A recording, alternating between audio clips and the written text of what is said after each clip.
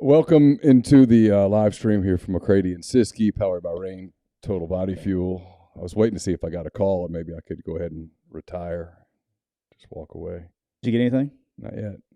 The thing is, his offer only extended to me retiring from rebelgrove.com and Rivals. He was going to buy me out of my Rivals contract.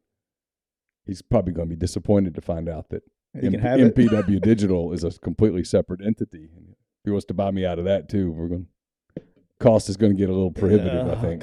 Price to play changes a little bit. Yeah. Thanks everybody for being in the stream. Click the like button if you would, please. That'd be great. We've been growing in our subscribers here at MPW Digital. Certainly appreciate that. Why is that, Neal? I don't know. Maybe they just love my basketball coverage. I don't know. Yeah, could be something like that. Hit the subscribe button if you would. That'd be great. It's free. Not going to cost you anything. They should probably change the word from subscription. You know what I mean? Because that people think it's money. Yeah, it's free. It's free. Doesn't cost you a dime ever. Speaking of subscribing, it's Rebel Grove, but if you're I don't know, Auburn, Florida, Tennessee, whatever you're listening, watching. Today's Cyber Monday. Rivals has a really good deal for new subscribers and also monthly subscribers updating to annual. If you go to rivals.com, click on and just enter the code RIVALS, that's all capitals, RIVALS 22. Get your first year for $22. Kind of hard to beat that. It's like $1. What is that, like $1.80 a month? Something like that? Yeah, at the most. First 2 years? First year. Oh, first year. Yeah. Yeah, $1.80. There's the code right there. So we'll get rolling here in a second. Thanks to everybody jumping in. Could be some things going down at Auburn. See if I can't get Tyler to see if I can't. Oh no, I don't know anybody. I don't know anybody. See if I can't pin him down. Yeah, I'm terrible. I don't know anybody. You're my only source. Yeah, so if you don't tell me, how the hell am I supposed to know anything? Man. Like you're. I mean, not like you ever covered them for 5-6 years. Well, you're the one that got this whole thing. It's all my fault. If it hadn't been for you, yeah, it's my fault. All the Lane Kiffin to Auburn talk never would have happened. Never would have happened. Never would have happened. Never. I know. Unbelievable. It's a good thing about having a podcast is I can be fact checked. Let's see. Portugal and Uruguay, they're 0-0, 47th minute in Group H World Cup. U.S. plays tomorrow. Big match for the U.S. So, also bad weather headed here tomorrow. Yeah, dude, I saw that. I hate that stuff. Your fear of ghosts is my fear of tornadoes. Dude, I'm up there with you now. I don't play. I can't stand it. Day before, all that stuff. I don't play with tornadoes. All right, here we go. We're going to get rolling, get a audio thread. This will be my second can today. Is that right? Yeah. Oh, God. Yeah. Why? Because not that there's anything wrong with that. No, we were out of coffee this morning. Yeah. And because we've been gone, and it's my fault. I didn't go to the grocery store. You like how I threw that in there? Yeah. And if I don't have caffeine, I get a headache. Yeah. So I drank basically half a can this morning because I knew I was going to be partaking today. Gotcha. All right, here we go. We'll get started. Welcome into another edition of McCready and Siskey, powered by Rain Total Body Fuel. I'm Neal McCready. That's Tyler Siskey here on this Monday, November the 28th. It's Cyber Monday if you're shopping. I was doing that earlier today, getting my portion of the Christmas shopping done. It is Black Monday if you are a college football coach. Yep. So one of those is fun. One of those, not so fun. Already been some firings over the weekend, some resignations. Got David Shaw out at Stanford, Tim Lester out at Western Michigan, Philip Montgomery out at Tulsa. Not surprised there. When I was getting ready for Tulsa and Ole Miss earlier this year, there was some strong buzz with that. Willie Taggart fails at yet another location. This time it's FAU. He's out. And then one that I'm a little surprised didn't work out better than it did. That's Jake Spavital at Texas State. It's a tough gig, man. Tough gig. They're out. Have a couple openings that have already been filled. Actually, 3 that we got listed here. Maybe there's more. I don't know. Matt Rule, the new head coach at Nebraska. he was going to be a name that was going to be very high on the Ole Miss list if Lane Kiffin had left. They were, in fact, some of the panic, I think, in Ole Miss circles a little bit was if Lane leaves, we need him to leave fast, right? Because they wanted to see if they could get in on Rule, who was way down the road with Nebraska. At least that's my understanding, but didn't matter. Luke Fickell, the new head coach at Wisconsin. I'll just go ahead and tell you Wisconsin just became a power. Wisconsin just became a contender. It's a good day for Quick U. It is a good it is. Been busy today. I bet. It's been a shit show today. Wisconsin. Everybody. It's been a shit is show. Wisconsin a new client? Not announced yet, but yeah, Okay. we're moving some things over. Congratulations. Yeah. It's like Black Monday used to be a bad day. Can I tell you something though? Tell a little story here. 3 years ago today. Yeah. 3 years ago today was the worst day of my career. It was 3 years ago the Sunday? No, it was the Monday. The Monday. Black Monday. 3 years ago, because when I got here, I worked for basically a year and a half where it was. Because you got 8 months left to do the 19 class, but you start day one on that next class, and we worked and worked and worked, and I really liked that class. We had like 2 commits that I guess hadn't been announced yet or silent, whatever. We used to have to do silent and all that stuff back then. Yeah. 2 defensive linemen that are playing in this league. And I remember sitting in my office in the process of about 30 minutes, had like 15 kids just decommit. Yeah. And just see your work. That I told my wife this before. That little 3-hour period broke me harder than any moment in because you're in coaching. the office. Yeah, I was in the office and just sitting there watching my phone, and there's nothing you can do. That sucked, man. It was like, work on something for really, 18 months, 19 months, work your ass off, spend all that time away from your family, and then in the course of about 3 hours, just nothing. That sucked. I remember that day. That sucked. Yeah.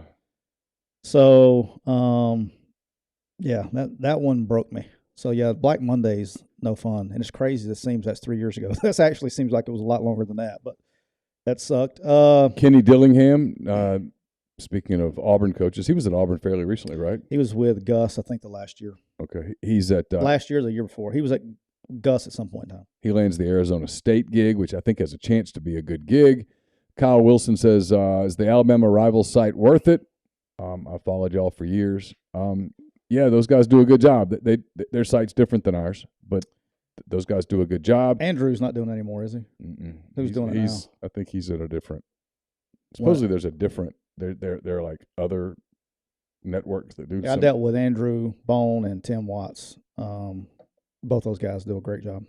Rob Richards says, enjoy listening to y'all. Tyler, would you ever think about getting back into coaching? Cost of admissions, the price to play is too much right now. What it would take to hire you, nobody could hire a recruiting guy and say, here, we're paying him this. It would take a lot. Yeah.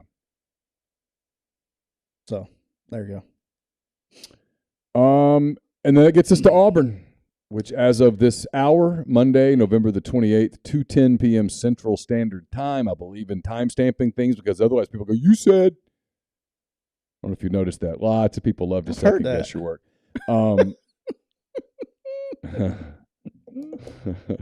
2:10 Auburn. I wasn't ha-ha funny, though, the other night. I just want to make sure you knew that. I was not ha-ha funny. No. I'm ha-ha funny a lot. Yeah. No, I know. My switch flipped. Yeah. I wasn't ha-ha funny. I'm not going to lie. That night pissed me off. So, yeah. I was not ha-ha funny. That's what I had that moment where Laura goes, just let it go. And I said, it's not my nature. You knew that when you married me. Sorry. And I know I should just let it go, but I got more fight than that. So it's that deal where you can come at me with you're bald. You can come at me with fat jokes, whatever you want to do. It's cool, whatever. But getting after your integrity, can't stand that. Anyway, all right, let's talk about Auburn. I don't want to make it about me. 2:10, 2:11 as we speak. Yep. Nothing official. Auburn, obviously Lane Kiffin was priority one. They did not get him. They found that out. I think they found out on Friday. Regardless, on Saturday it all broke. There was all sorts of I think they found out Friday at about 2 o'clock. I heard 3 o'clock. So you heard 2 o'clock, okay. So ballpark. Can we say 2:30? Sure. there was considerable buzz Saturday morning from national media types, not losers like me, but national types. Pete Thamel, Bruce Feldman, Chris Lowe, etc., that Hugh Freeze was the guy at Auburn. I mean, some people went as far as to say they were basically exchanging terms. Hugh's team lost to New Mexico State. They were clearly bothered by it. Hugh was asked about it after the game. To his credit, he addressed it. And then it went silent, in large part because the who got the goal? I can't tell. Portugal. Portugal got the goal.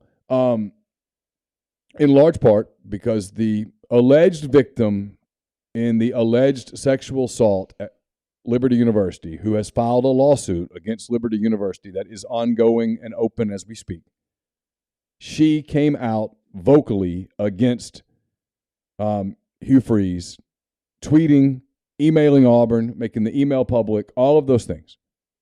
I'm not criticizing her. Okay, I'm not. Right. She's very clearly. She's been the victim of something. She very clearly I don't know what it was. She very clearly believes that she has been victimized enough to file a lawsuit and to take it personally against these people. Hugh Freeze, against anyone's better judgment, sent her a DM back in the summer. That was one of the stupidest things a person can do because you can't win doing that. Right. It was a dumb thing. Now, to be clear, Hugh Freeze is not in any shape, form, or fashion connected to the alleged sexual assault. No. Okay. So that's the problem. I want to get that out there. Yeah, but that's the problem is that people are stupid on social media and they think that he is a what do you call him, sexual offender or whatever it is. Yeah. And here's what pisses me off. And look, I can't. Let me tell you what a real friend is. Real friends, you find out when it's not convenient to be their friend. Yeah. Like his friendship and my friendship, we've been through some things. You have. Okay. Yeah. But you know what? If I needed something or he needed something, yeah, I got him. I got you. And I respect the hell out of that. And I don't give a flying fuck. And I hope we've made it 5 minutes. And I apologize, Mother. Not really. I don't even apologize for that one. I don't think we did. All right. But maybe. I don't care what anybody else's opinion of the guy is. They don't know the guy. I spent more time with him than I have my own family. And so, I mean, yeah, we can make jokes just like I let everybody make jokes about me. Ha, ha, ha. Cool. I mean, that's fine. But when the shit went down here at the end, very few people talked to him. Yeah. I did. I know you did. Didn't have any reason to. I could have turned my back too. But that's what friends are. Friends aren't when it's convenient. Yeah. No, you're right. I feel, in my opinion, haven't talked to him about it. Okay? Have not talked to him about it.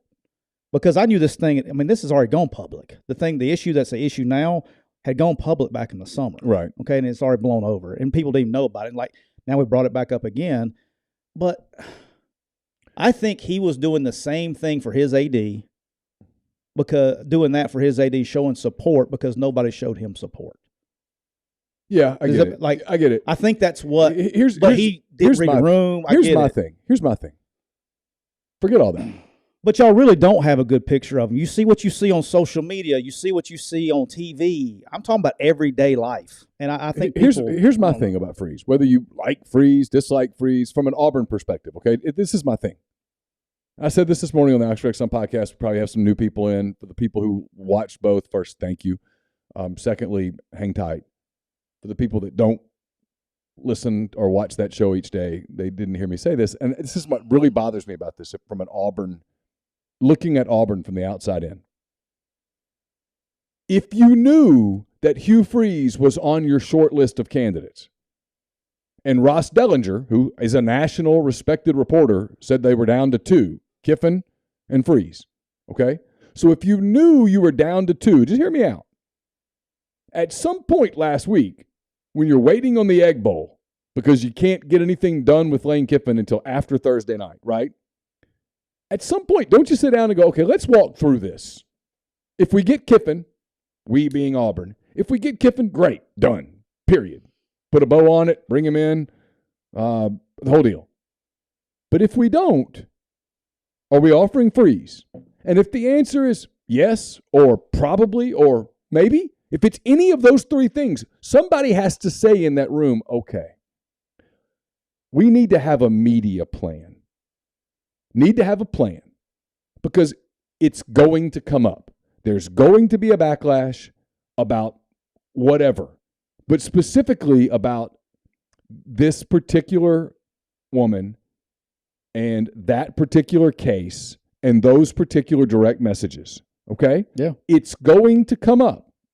If that coming up is going to scare you out of the hire, just hear me out. If that's going to scare you out of the hire, then you have to eliminate him from the list and go, okay, well, if we don't get Kiffin and we can't hire Freeze, who's next? It's a simple conversation. Now, I don't know whether it was arrogance on Auburn's end, where they just said, well, Kiffin's going to take it. He's going to take it. And when the person that kept going, well, what if he doesn't? They were like, well, he's gonna. Well, what if he doesn't? He's not. He's going to do it. Where you finally just bang your head against the wall. If that's the case, then you people are the most arrogant people on the face of the planet, and you deserve everything that's happening to you. See, I feel included in that because no. But you knew it was iffy. Yeah, you knew with Kiffin it was iffy. So, but let me finish. So, if you get to the next part of that, if the person in the room that goes, look, he might not take it, gets that through, where you go, let's just be prepared. When you turn to Freeze, how could you not be ready for that? The fact that they weren't ready for a backlash that was inevitable shows me that they were completely unprepared, completely tone deaf. And that's the part that, quite frankly, and I'm not saying I feel sorry for anybody or anything like that, but that was the part that, quite frankly, was unfair to Hugh. Like, Hugh can't defend himself against that anymore. If you're going to hire him, you've got to defend him. And if you can't defend him, then you can't hire him. It's not complicated, Tyler. No, I mean, I get it. I think, in Auburn's, in the process of waiting for their number one choice, I think a lot of their choices got locked up on contracts in the process of waiting. Yeah. I'm going to say all that to say this. So I know we got a lot of Auburn people in here. Got a lot of Ole Miss people in here. I expect the Auburn situation, fully expect the Auburn coaching search to end relatively quickly, to the point I didn't know if we were going to get on the show or not today. And I'm going to stick to my original prediction, which is Hugh Freeze to Auburn. Okay. I think it gets wrapped up rather quickly. I'll just leave it at that. And you know what? He's going to do great. Oh, he's a great. There's not going to be a single person on campus walking to classes that's going to be in danger. Okay? That's where I get pissed off about all this. I do. Stop saying that. I mean, look, he's going to do great. He's going to win, and it's going to be, and nobody remember it. I've said this for weeks. He's a great fit there. All of the stuff that they want a coach to do, he'll do it all with a smile on his face. Yeah. He knows this is his last opportunity at this level. He will be locked in. He will be laser focused. He will do a really good job. I'm going to say this too. Robbie Ashford in a Hugh Freeze offense is going to be a problem for this league. Yeah. I mean, Hugh's proven. I mean, Malik Willis can't throw it in the ocean from the beach, and he damn near was a first-round pick. Yeah. Robbie Ashford in this league and his offense is going to be a problem. Have I heard Will Muschamp traction? Listen. I haven't worked the Auburn search. I just worked. I've heard the name, but I've heard the Kiffin end of it. I know that Will is very highly thought of at Auburn. Has been for a long time. And look, if you get to a place where you just have to hire somebody, you need somebody who's going to be stable. Will's a good choice. He didn't get it done at Florida. He didn't get it done at South Carolina. You won't find a better guy. Will's going to do a good job. I don't know how you can really sell that right now. Do I need to repeat what I said? I'm going to stick to my original prediction. I am too. The question was about Will Muschamp, so I was answering it. Is that okay? No, I was talking about somebody in the thread. Oh. Take it for what it's worth. If I'm wrong, I'm wrong. Because I really don't care. Hey, I haven't told you this. I got in trouble. You know what happened this weekend? No. So Thursday night, I'd had a little bit. Thanksgiving night. Thanksgiving night, Mhm. I'd had a little bit, and By the way, can I tell you how much I despise the Egg Bowl on Thanksgiving night? I loved it. It just ruins the whole. I don't like it. I loved it. So I had to work. Yeah, So I did too. I liked it when I was there coaching on Thursday night. you did? I did. Okay. So I had a little bit too much on Thursday night, and my wife had to drive the truck because the kids stayed at the house with all the cousins and all that stuff, and there's 37 people in the house. So we went. It was me. We had a couple of us got a hotel room in downtown Chattanooga. So my wife had to drive the truck back to the hotel. We don't get 100 yards out of the driveway, and my wife smokes a 10-point buck with my truck. Who won? Well, I made a joke. I was like, the buck got it was under review for targeting on the buck, and after review, the buck has been disqualified for life. It didn't. It didn't. I'm talking about stroked it and jacked up the front right side of my truck. Got to get that fixed. So anybody know a good body shop out there, let me know. Can I get that fixed? But that happened. So that was not a lot of fun. That sucked. At least everybody's all right. Yeah, no, everybody's fine. Yeah. Knox was in the car with us, and Knox was very upset about the deer. He didn't care if anybody else was jacked up. He was very upset that the deer got hurt. So, yeah, that sucked. You told him the deer was going to be okay. I did it. I think I did, dude. I was long gone.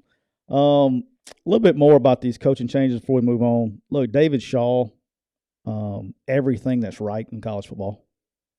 Yep. And I've always been super impressed with him. Yeah, it's a sad day because he's always been everything right with college football. And so I know he's not listening, but David Shaw is one of the best people in the business. And then the one I didn't understand, there's two things I want to talk about these firings. One is at Western Michigan. Tim Lester gets fired today. It's his first time he's ever had a losing season, and he's 5-7 in a MAC school. Think about that. Yeah. Like expectations a little bit. You know what I mean? Well, I mean, like you look around the SEC going into next year. Like I always do the pre-hot list, and we'll have plenty of time to do this in other shows. But you look around and you're like, God, there's a bunch of guys that could really be on the hot list next year. I mean, on the hot seat next year who are solid coaches. It's just, I mean, look at the league. Look at the way the league finished out. LSU's got 3 losses. Ole Miss has 4. State has 4. Kentucky had 5. Arkansas had 6. Auburn had 7. Yeah, they're 5-7. Well, Alabama lost twice. I mean, Tennessee lost twice. A lot of parity. A lot of I mean. And I'm telling you that this NIL is a big deal now as far as motivation and the kids and culture and all that stuff. It's different. But Tim Lester is a great football coach. First losing season, and that's what I used to hate about Group of 5 jobs when we were there. I hated them because there's no stability even if you do well. It's like, okay, hey, if we lose, we're getting fired. If we win, we're getting another job, so we're having to move. Right. And if you go 500 long enough, they'll fire your ass too, no matter what you took over. Because it's boring. Yeah, 500's boring.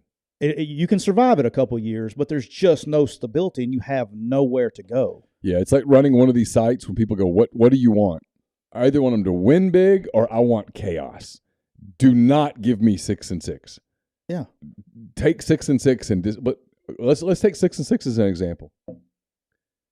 This is why you can't blame coaches if they bolt. Okay? You just can't. I mean, it comes to mind right away. Eli Drinkwitz just got a new contract. He went 6-6. If he happens to win 8 or 9 games at Missouri next year and someone offers him a gig, he has to go. Gotta go. Gotta go. Gotta go. you look back at now at Sam Pittman, who Eli Drinkwitz just beat on Friday. It's a fairly good game. That game's become a pretty good game, especially when it's a Columbia. Well, it used to be really good back in the day. But anyway, Sam Pittman loses. He goes 6-6 at Arkansas. A year ago, he's the toast of the town. Now there's rumblings. Players are quitting, and you got stuff, and all that stuff's happening. And people are like, well, what happens if next year they roll another 6-6?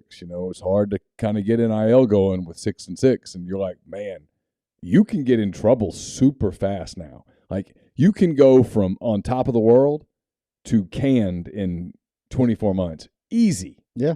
Anywhere. Yeah. And then one big thing that we kind of grazed over in the beginning, Wisconsin's got the hire of the year. Yes. Oh, dude. Wisconsin's sitting pretty right now. Golly, imagine that. He was looking, wasn't he? I know. Shocker. Wow. Yeah, it's almost like you knew something. It's almost like you knew something inside the damn building there at Cincinnati. It's almost like you were dialed in. Imagine that. Not mention I was getting them set up today. Hey, but look, he's gonna listen. That is a home run hire. If you're Wisconsin, if you're at Wisconsin, you are the quick U. Coaching search of the year. Where does Jim Leonard go now? Does he get one of these other jobs? Because he did a really good job as the interim. This thing happened really fast. That caught him by surprise. Yeah, I know it did. Really fast. Well, Wisconsin was stealth. Word kind of got out that Luke is maybe open to listen to somebody. And then it was like, whoa. Yeah. And, man, and I will say this too. I think there's been too much speculation, even with the coaching searches. Well, that guy doesn't know this area, or that guy. Oh, screw that. With money, NIL. Yes. Who cares? Who cares? No, it's all about your ability, your organizational ability, your ability to recruit people. Doesn't have to be specific. I mean, come on. Yeah. Are people from Florida that much different from people from Michigan? Really, seriously, in today's social media world? Well, you do have Florida, man. Well, that's true. I stand. Those are my favorite. But you get what I'm videos, saying. Yeah. You get what I'm saying. I mean, come on. You're telling me that a coach who's it didn't affect Nick Saban. Right. I mean, he went from Michigan State to LSU. Yeah. I'm going to guess two pretty different places. Kind of seemed to work. Oh, that good NIL program. It's a joke. It's a joke. But you know what I mean. Kind of. But you know exactly what I mean. I mean, if you know how to run a program, you can run a program. Hey, Brian Kelly, it's never going to work out in LSU, Neal. It's never going to work out. It's not. It's not going to work out. He's never going to do good things at LSU. Okay. Ever. What's Deion Sanders going to do with Colorado? Is he going to take it? Oh, I don't know, Deion. What do you Deion, just hold out, man. Just hold out. Deion, I know you're not listening. But if somebody knows Deion, get this to him. Just hold out, Deion. Don't do that one. Don't do that one. Because that's a graveyard. Don't do that one, Deion. Could he get it going there? His ability to attract kids? He could get it as good as it could get going. Okay. You know what I mean? But you're saying the ceiling there is other people's floor. Well, there's no recruiting base. Okay. Would they put the NIL together for him to make? I mean, it's a beautiful place. Again, but where are you going to have to go recruit? If you're at Colorado, where do you have to recruit? California. Okay. So you're not getting choice 1, choice 2, or choice 3 because Oregon's going to hit you over the head, USC is going to hit you over the head, and whoever else wants to hit you over the head. And the big boys come in there too. I mean, Alabama, Ohio State, Michigan recruits California. But, I mean, he could get it going as good as it could be done. But where I would like to see Deion get crack-a-lacking, which I know he had some smoke, which we talked about, he had smoke at Colorado, is, man, if he could figure out how to get to USF, I know it's not a Power 5 job, but him at South Florida would be dangerous. Would be dangerous. Now has he interviewed there? I don't know. Okay. I mean, I would be totally speculating. I know that I don't know officially interviewing all that stuff. I don't know what he's doing. But Deion, if you got a chance to get that South Florida gig, now you're talking about he could set himself up to go take that next big job. I forgot to say at the beginning of the show, I apologize to the people at Reign. We're brought to you by Reign Total Body Fuel, 300 milligrams of natural caffeine, BCAAs, electrolytes, zero sugar. It's got what you need to push the limits, achieve your goals. Check them out on Instagram at Reign Body Fuel to learn more. I've developed a taste for the Reign Inferno True Blue. I know it's not your favorite, but I kind of like it. Okay. What you got today? I'm rocking with my second can of orange dreamsicle today. Okay. So I like that too. We will know if the second can is bad for you after today. It's good, man. I'll tell you. It's the first time I had it in replacement of coffee this morning. Yeah. Better. Like mental alertness. Didn't take 45 minutes. It was good. You probably knew you had to have some mental alertness today. Things got going early. Quick. Yeah. There's a lot to do without boring everybody today, but I had a lot going on today. See what else. I thought the Arizona State hire, Kenny Dillingham, was really good for them. They got a young, hungry guy in there, and they're fixing to get hammered, I think, with the NCAA stuff. So yeah, I'm sure he's going to have 47 rollovers. Is the NCAA still hammering people anymore? Do they have teeth left? They will. Okay. They will, I imagine. So, Luke Altmaier into the transfer portal, the Ole Miss backup quarterback. Oh. Yeah. I mean, I'm telling you, these bowl games, man, bowl games are going to be like which team has the least attrition. It's going to be like. It's going to be like, look, I think I told you this the other day. Betting on bowl games is going to be the equivalent. Now, not counting the playoffs. We can count the playoffs. Yeah. But betting on bowl games is going to be like betting on NFL preseason games. It's just literally going to be who happens to want that game. Just because they're wearing the Chiefs uniform, it's not the Chiefs out there playing. Exactly. You know what I mean? Like, yeah. It's going to be like, I don't know what's going to happen. It's going to be crazy, man. Well, there are going to be there are going to be teams out there running out. They're going to look like an NFL roster because there's going to be like 45 guys dressed out. Yeah. I mean, it's going to be, I don't know. I don't know what bowls are going to look like. You're going to see guys play and you're like, wait, who's that? Yeah. All right. Hey, and I need to correct something too because I was wrong as rain. I don't know why I was slipping this. Make sure the fans know this because somebody had asked me a question about recruiting and all that stuff. Contact period, they can start going on the road, coaches on Friday. Okay. All right. Used to be it was Sunday for every year, not last long as I've been a part of it. And I totally forgot they have that dead period now where you can process your own roster, which is why you're seeing everybody go in the portal right now or going into the portal. So Friday is the first day that people can go on the road. And I imagine on Friday it's going to be, you won't see one high school kid in America that'll be like, oh, I saw Coach such and such today because you're going to see, which will be interesting, is how many other university planes will be at the Oxford airport on Friday. So how does that work? Can they come talk to kids who?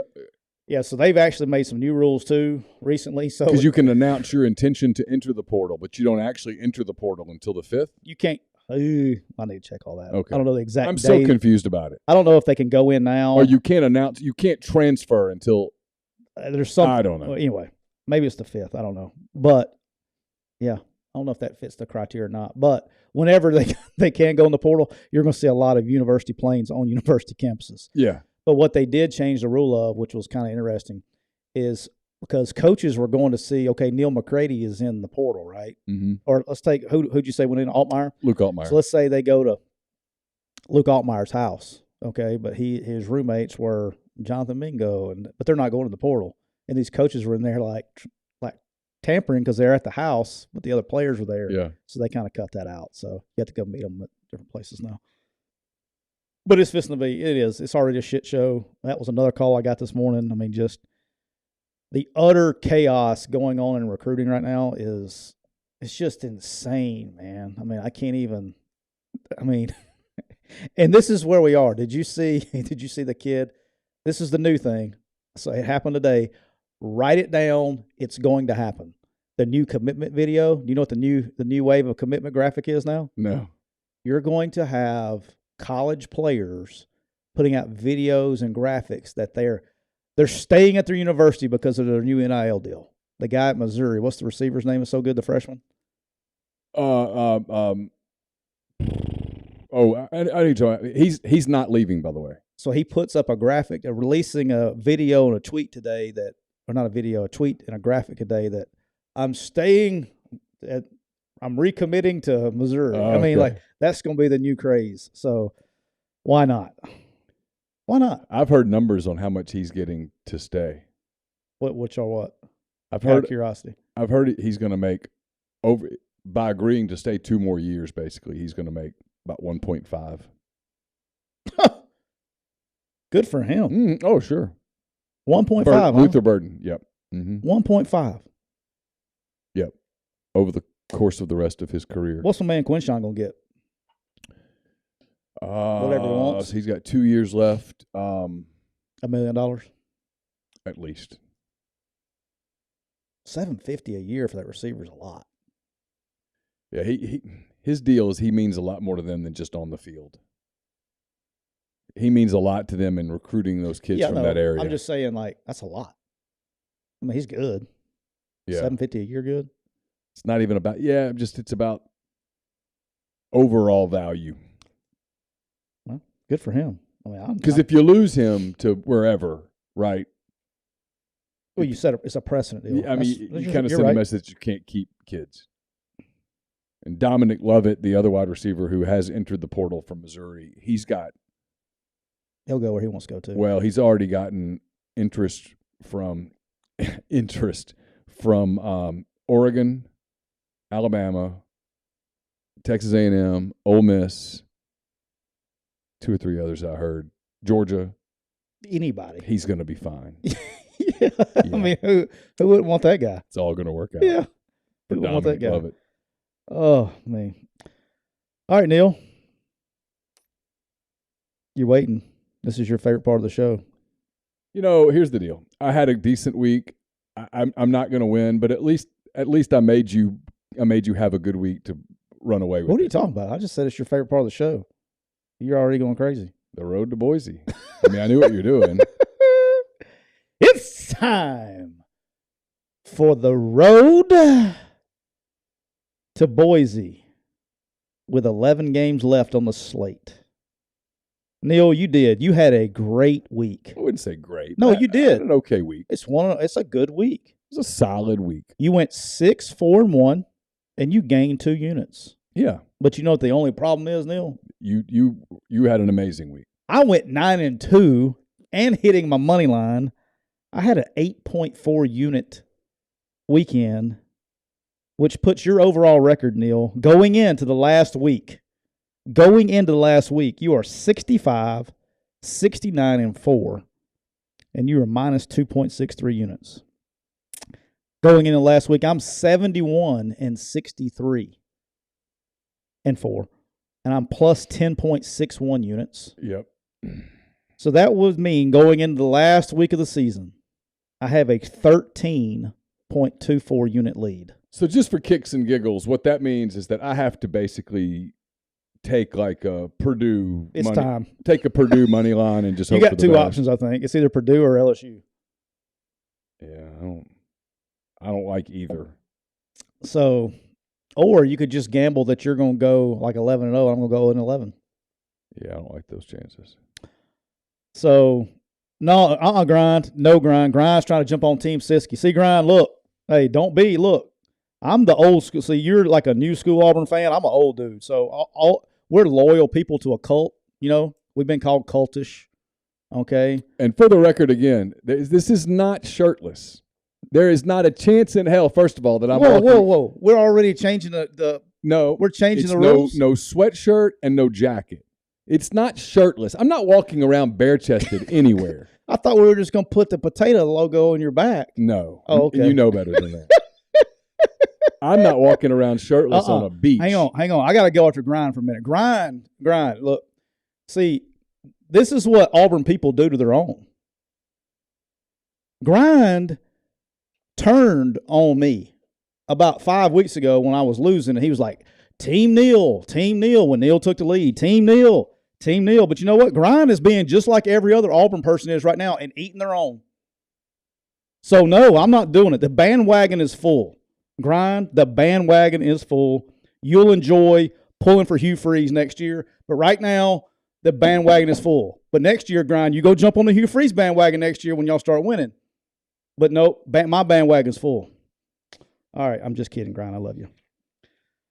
All right, so let's go over these games real quick. Oh, okay. I won't kill you on them. That's why I actually want to discuss them. Did you watch the Cincinnati Tulane game? Friday? I was pretty busy early in the day with what was the last kind of run of rumors. You had shit going on. And then we did Thanksgiving on Friday. And so I guess I saw I didn't see much of it. I saw some of it. I saw it was back and forth for a while. It was a good game. But here's what's interesting is Willie Fritz is all up in this Georgia Tech search. I mean, as some people have reported him taking the job. Now some people have backtracked and said he just interviewed. But you're talking about distractions. They got a game on I guess it's Friday or Saturday. I don't know when the game is. They got a game that they're going to they're playing for the group of 5 slot in the if they win for sure, they're going to be the group of 5 representative in the New Year's 6 bowl games. And he's talking about we've seen what distractions will do. Yes. Okay. And not distracted, whatever. There were some distractions. But it was 27-24. It was a good game. Cincinnati played their young kid. They're going to be fine. He's going to be a good player. Assuming he stays. I just work here, man. I don't know anything. All right. Cincinnati's about to have trouble. I don't know. It'll be they've got to figure out some NIL. They've got to figure it out. They got the right plan in place. They're just behind a little bit. You know what I mean? Like they're probably almost a year behind. But they got plenty of people that can speed that up, I guess is the right way. All right, and then the game that surprised a lot of people, by the way, you got killed on the TikTok. By the way, when Cole put out the TikTok video, the Michigan fans are coming after your ass. Is that right? Oh, they freaking lit you up on the comments. You took Ohio State. Probably a good thing I'm not on TikTok. Yeah. Yeah. I thought it was funny, though. You thought the message boards were bad. They were 7.5-point favorites, and they got their ass throttled. They did. Michigan, so Cole, you can take this and cut it. Maybe this will make someone better. Michigan's the best team in the country. Michigan's the best team in the country. Michigan's physical. They've got speed. Quarterback's a good player. I mentioned they're physical. They're good in the back end on defense. Look, Ohio State's not a bad football team. Let's be clear here. And they got throttled at home. Dude, they beat weather their ass. Wasn't a factor. Beat their ass. Yeah, in a way that you're like, whoa. Like people are trying to make this about Ryan Day and Ohio State, and I'm like, well, hold up. You know what you saw. That was Michigan. The impressive thing that they did to me is they took basically a backup running back and shoved it right up their ass, and there was nothing they could do about it. It was the line of scrimmage. Nothing they could do about it. It was the line of scrimmage. Nothing they could do about it. And look, C.J. Stroud, I know everybody likes to – I'm putting him in the same category that I put my guy that's out in San Francisco, the same one I put Justin Fields in, same one I put Malik Willis in. The NFL is a passing league. You got to be accurate. And if you're not accurate with the football, it doesn't matter how athletic you are. Because what will eventually happen to you is what's wrong with Justin Fields right now. Yep. Is he's hurt and he can't move. Or when he does play. Yep. Okay, and then when he doesn't play, you're screwed. Yep. And you look at the same thing with Arizona. When Kyler Murray can't leave the pocket, he's not Kyler Murray. Right. And so when you get injuries, as long as Aaron Rodgers has been playing, which we're going to talk about him in a second. This guy's got a broken thumb. I mean, he's been out there playing because his arm's still fine. You know what I mean? It's just different, man. Well, it's like someone was like, C.J. Stroud's losing the Heisman. I'm like, you're losing more than that. Yeah. I mean, he's losing ground because there was some wide open dudes. I mean, he had throws. I mean, it wasn't like, here's the way I look at it.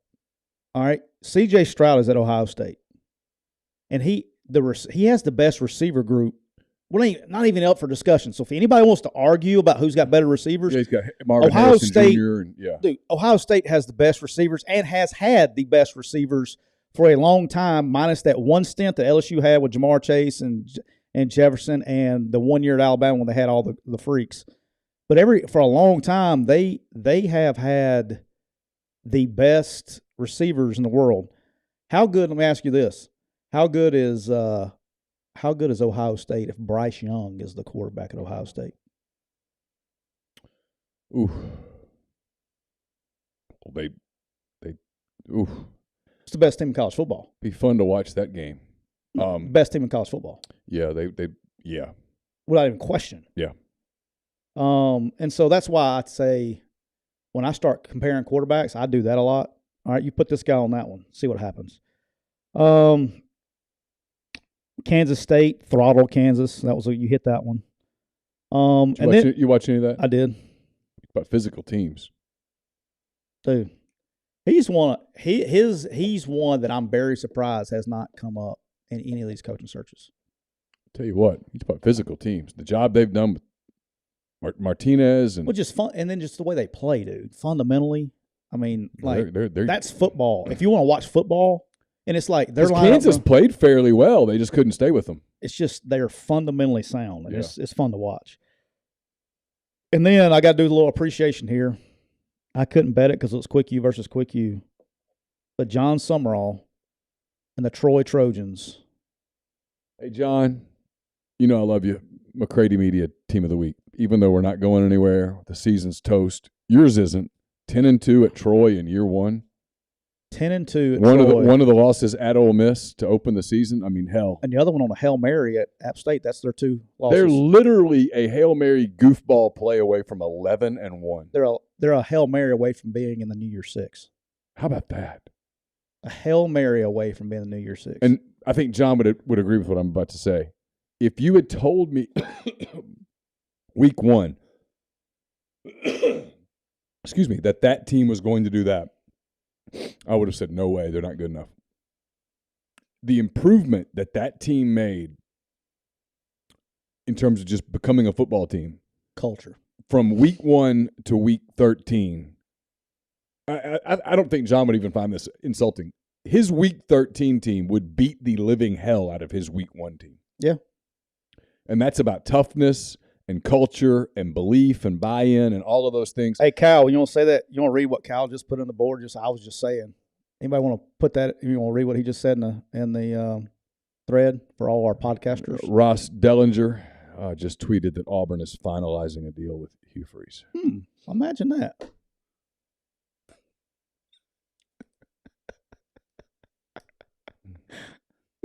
Well, you are my only source, so thank God. I mean, I'm the only source. Imagine that shit. Huh. Shocker. I really didn't think we were going to make it at 2 o'clock, though. That was my worry. Yeah. Maybe one of these days I can say, I would say like a lot of things, but I probably don't need to for health perspective. All right. Where were we? All right, Troy. But hey, seriously, congratulations to Hugh Freeze. I mean, that was a hell of a fall from grace in the summer of 2017. I mean, it really was. And to come back, it took 5 years, but to get back into the 5+ years to get back into the SEC where he wanted to be. He look at GJ. GJ, I love you. That was a good one. I'm looking for it. Oh. So look, I love the guy. I do. Everything is going to be right in the world. Everybody just needs to chill out. He's going to do a great job there. You can get all your memes ready. I'm sure Ole Miss fans will have all their memes ready to go. They're good at it. We got some guys that are pretty damn good at these pictures and stuff. The shit's funny, actually. Look, the Ole Miss they're talented. Ole Miss at Auburn next year. There will be no shortage of storylines. Oh yeah. God almighty. You ready for that one? But look, I think we'll do a show from Auburn. You want to? I mean, I would. I like Auburn. I bet we can. I bet we can get that one figured out. Well, he might just want it to be Siskey, powered by Rain Total Body Fuel. He'd be all right. He's good. No, I mean, we've talked about it. We've conversed since then. Yeah. He knows my frustration with him. You know what's really jacked up about this whole deal is I was so right the whole time until last Saturday. And I got convinced.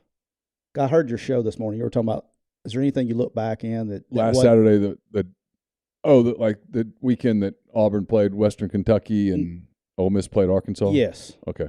I never wavered the whole time, and I've said on this podcast, so it's not hard for somebody to go back and look it up. I haven't really changed what I said. I said Lane Kiffin was going to be their first choice. Hugh was going to be the second choice, but I always thought that Hugh Freeze would be the next head coach. Because, and I said this on this podcast, is because there were barriers in the way. And I knew if Lane looked at those, there were going to be some barriers. But last Saturday, I was talked out of it by people on both sides that those barriers were not barriers. Yep. So that's why I changed. And once that... Well, look, he didn't act like a coach in the last week. He didn't act like... That's what screwed me up. He didn't act like a coach who was staying. That's what screwed me up is because or I was told... he didn't act like a coach who knew he was staying. Let me put it that way. He acted like a coach who was pretty damn torn is what he did. Yeah. I always thought there were barriers until that Saturday. And then sometime during the day, I don't remember what time it was, I was like, I was told, just let you know, this thing's done. I'm like, what do you mean done? Well, this. I was like, wait a minute, what about this, and this? There were barriers, major barriers in the way. And I would put that under the fit category. Is that fair? Yeah, it was a horrible fit. It was always going to be a horrible fit. But those barriers were inside the fit umbrella. I guess. I mean, one of the things that threw me off that night was, frankly, our mutual friend Cole Kubelik, the way that he was talking about it during that broadcast of Ole Miss at Arkansas was like, I was like, whoa. I mean, well, dude, Cole knows things. I mean, Cole's connected. He knows people at Auburn. I mean, this thing must have more traction than people think it does. And Lane got asked questions by me and others that I didn't think he answered particularly well. Now, Lane's a terrible loser, and so I think one of the things that I've learned from this is that reading a whole lot into Lane Kiffin comments immediately following a loss, like, nah, no more. I'll just start to disregard those. His comments on Monday were a little stronger. Monday was just a weird day. Anyway, what I will always wonder about this was what was the impact of John Sokolov's tweet on Monday night? Yeah. I'll always wonder what that was about, what that impacted or how it impacted, because it obviously affected Lane because Lane went on a Twitter rampage of sorts. But just that's where if I was wrong, that's where I was wrong, was the conversation I had with three different people, two on the Auburn side, one on the Ole Miss side. And then on Sunday, I didn't call anybody. They called me. And it was like different people that were way up, and they're all, this. I mean, a lot of details. And that made me change my mind. But I always thought that those barriers, once Lane looked at it, that was my whole point of what I've been saying for freaking 17 freaking episodes now. But hey, everybody wins. I'm excited. 6 minutes ago, Football Scoop, those guys, and they're pretty connected too. Yeah, they are. Auburn hiring Hugh Freeze. Yeah. Ever tell you he's part owner of my business? Oh, is that right? I don't use my sources very well. I could be a lot better at this breaking news thing. Hey, this is Ian McCall's opportunity to hire Art Briles at Liberty. But look, I'm Auburn fans are going to be ate up. I can't believe you just did that. Got my brain all jacked up. I mean, I'm happy, man. Liberty's open. I'm happy, dude. That's awesome. Liberty's open. I'm happy for my friend. Art Briles to Liberty. I'm not friends with Art Briles. But I'm happy with I'm happy for Hugh and his family, and getting back down, and Auburn can go back to being Auburn again.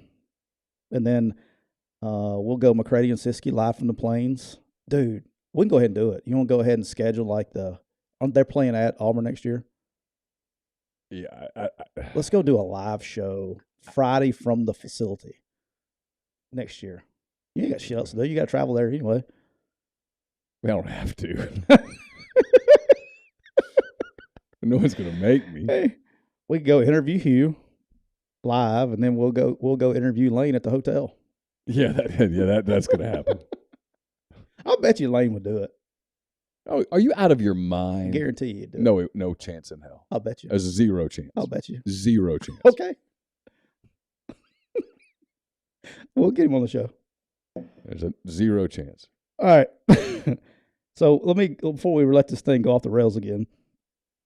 So Troy is hosting in the Sun Belt Championship game against Coastal Carolina. Yeah. You know how we talk about the Sun Belt and we did at the beginning of the year? James Madison doesn't count. Coastal's an 11.5-point dog. I mean, nothing. Hey, John, if I do this, it's just desperation. It's not you. But here's the deal: is the Sun Belt 9 teams bowl eligible? How about that? Yeah, the Sun Belt. It's a hell of a league. 9 teams bowl eligible. It's a hell of a league. Like not that long ago, when I was coaching, you'd be lucky to have like 2. Yeah, no, it's a hell of a league. We talked about. We said at the beginning of the year that the Sun Belt was sneaky 9 good. teams, dude, and it is really good. Southern Miss got bowl eligible this weekend. I mean, congratulations to Will Hall. Great job. But in the same breath, I wanted to talk about this. I think would be reminisced. Another friend of mine, Kane Womack, won his 10th game also at South. Yep.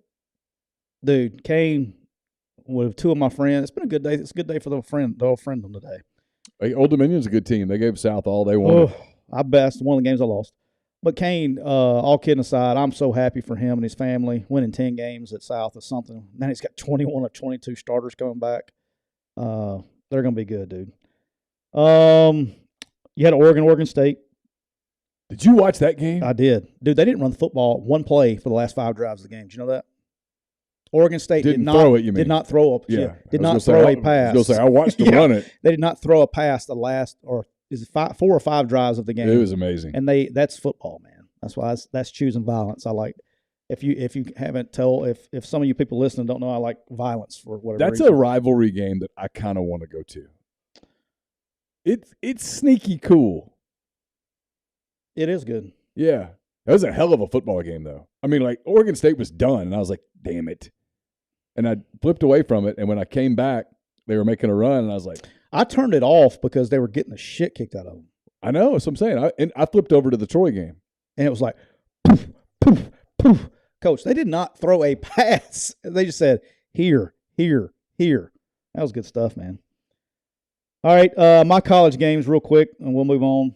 I had Georgia Tech plus 35.5, and I text you privately. I was like, hey, Neal, I'm not – like, dude, it was 10-7 at halftime. And I'm like, got this one in the bag. Yeah, and then it got a little weird. In the course of 6 minutes, Georgia had scored like 28 points in like 6 minutes. Georgia Tech scored late and kind of helped me on that. South Alabama, we just talked about, very happy for those guys. They found a way to win. They were down early, and they came back and won 27-20. UTSA, that was my fault. UTSA, I didn't realize it until, I guess, I realized it before Saturday, but UTSA had already clinched a championship game, and they're playing a down team. It took them, they were down 24-0 in that game, and they came back and won 34-31. Yeah, they played North Texas on Friday at 6:30 in the Alamo Dome. Yep. And then the easiest bet, and nobody want to listen to me, including my bald-headed friend over here, the easiest bet of the year. I'm not joking. I loaded up. This was a 10-unit play for your boy. I just have a hard time betting against my guy Clark. I don't know. Like, this is one of those lines right here, and there's not many because Vegas is really good. Brendan going to go to the Plains? No. Somebody say that? They're just asking. No. They want to know if you're going. I mean, this is like binocular gate. How many times I got to say it? I anticipate being. Okay, let's do this. I anticipate. Do you anticipate still being at Quick U this time next year? I anticipate. Yes, I do. Okay. What if? All right, hold up. I want to follow up. Yes, on that. I do. I want to follow up on that question. No, it was a yes or no question. Well, I'm following up on it. If Auburn offers you a job, do you still anticipate being at QuickU? Yes, I do. Is there a scenario No, that wasn't that a you could question. envision where you would not be at QuickU and you would instead be at Auburn? No. Are you happy at QuickU? I'm very happy. I'm very grateful for the opportunity that Neal McCready and MPW Digital has given me. And look, I don't know how many damn times. I mean, if I sign a contract this year, I don't know. I mean, I signed it in July this past year. Right. So I don't know why signing another contract right now, why that has to do anything. Just I'll sign it when I sign it. We wait till the end of the season before we do those things. I don't know what the fuss is about. Okay. Have you signed your new contract with QuickU? No, I have not. Why? You didn't ask all those questions. That's good shit. All right. But anyway, this Tennessee Vandy game, this is one of those games where, from a coaching standpoint, then Vegas gets it right a lot of times. This was terrible line. And that was because Vandy won. Tennessee got embarrassed. Hendon Hooker's out. But, dude, literally almost the script. I was sending you videos. It was like literally the script I said was going to happen. The first play of the game, homie overthrows it. Hyatt has 14 yards of separation behind the DB. Like, they just can't run with them. It's a terrible matchup. And then what Tennessee can get exposed with defensively, Vandy can't touch. Like, it was the worst betting matchup in the history of Vegas. That was the easiest 56-0 win over a fort. I mean, it went in close. You had the under. I had the under in the Egg Bowl. Yep. Look, I know there's been a lot of talk, but not about the game. This game was Mississippi State's defensive line dominated this game. That's why the game was lost. They spent the entire day in the backfield. And so Quinshon Judkins, instead of being downhill and being able to make his first cut, at second level, he's having to make cuts in the backfield, never getting started. They held him in check as much as you can hold him in check. That was an aggressive defensive scheme. Yeah, I mean they were doing some cover zero blitz stuff, and in the open field on P&10 downs. I think Lane talked about that after the game. He did. But you got to have a plan for it. It got.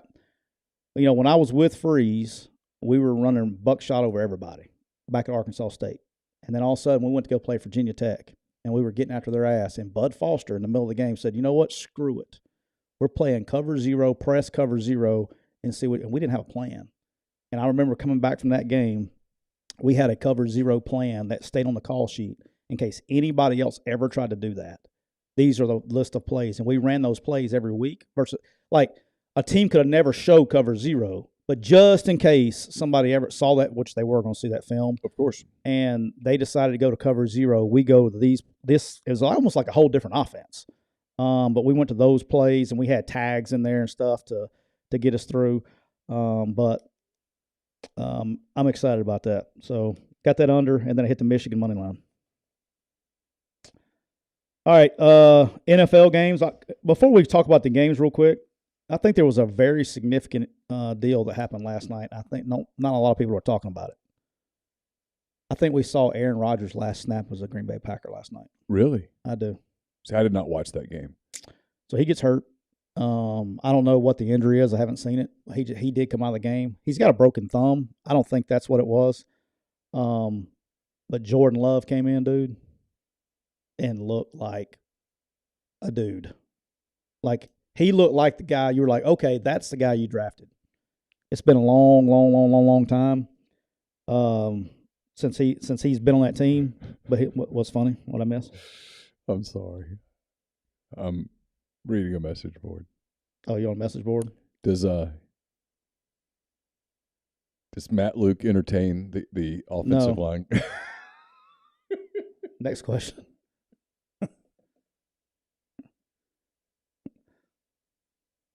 Per sources.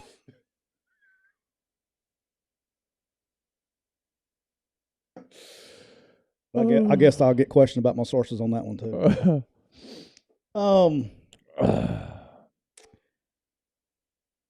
They're not happy. Not happy. It doesn't matter anymore. Nope. I got some more info on that. I'll tell you afterwards. That you'll understand. I don't want to say it on public forum. But I think we've seen Aaron Rodgers. The people who ever reported the done deal, Lane Kiffin to Auburn. Somebody reported that? Well, just people on that end. No one in particular. And I'm not referring to Jay before anybody thinks I'm insulting Jay Tate. I'm absolutely not. But there were people on that beat who never gave it a qualifier. That was a mistake. Or the qualifiers weren't strong enough. You talking about Lane going Auburn? Yeah. My dude, they thought he was coming for a long time. Until about 2:30. We said, 2:30 on Friday? I think Lane had his mind made up on Wednesday. I do too. Looking back on it, I think he knew Wednesday. Wednesday would be you start putting Looking back on it, his answers on Thursday were, he was so pissed because they had just lost a game he did not think they were going to lose. That was a different than like Alabama where he thought, I think we have a chance to win. This was, we're going to win. He thought they were going to win. Talking about the Egg Bowl? Yeah.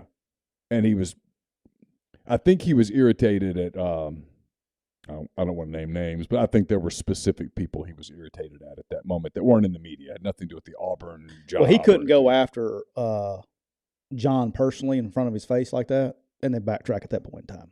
Right. That would have been funny. All right. NFL. Hey, real quick before we do the NFL, I want to remind you we're brought to you by Walk-On Sports Bistro. They put everything they've got into bringing you game day with the taste of Louisiana. Dig into their mouth-watering, made-from-scratch Louisiana cuisine, po' boys, gumbo, voodoo shrimp, plus fan favorites like juicy burgers, fresh salads, all in front of 70-plus TVs, 40-plus ice-cold beers on tap. Visit the Walk-Ons in Oxford or Ridgeland today, and please make sure you tell them how much you appreciate them sponsoring McCready and Siskey and other MPW digital content. All right, NFL real quick. Dude. Yes. I want to know, none of our supporters here, our fans, is nobody catching on to this lines over 9.5, take the under thing? How many times do I have to hit this thing for somebody like goes, man, you know what? That's well, I mean, it's possible that people are taking advantage of it and they're out there betting and winning accordingly. You know how many times I've lost this year doing that? Not on the show. I'm just talking about personally. But not many. 3 times the entire season. To tell people again, 9.5. And look, as soon as I say this, it's never going to hit the rest of the year. Because we're going to be in Vegas for a weekend. Yeah. So here's the deal. If either team is a 9.5-point favorite or better, you take the under in that game.